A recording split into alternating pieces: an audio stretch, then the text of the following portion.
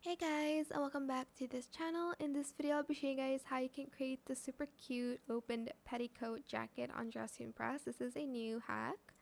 So you do need VIP for this, unfortunately. So I'm just going to remove everything and I'll show you guys how you can make it. So for the top, you will need this one. And I'm just going to color it the same like brown. Let me actually copy and paste the color or like save it at least. And then I'm going to use the same color as the top, and then I'll color everything else white except for the bow.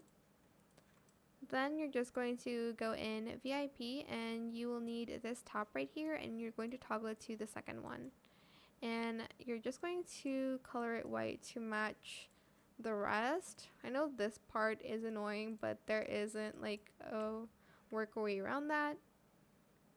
Then you're just going to select this dress over here and you're going to toggle it to the fourth toggle, which I just knew that it looks like this, and I'm just going to color it the same to look like that.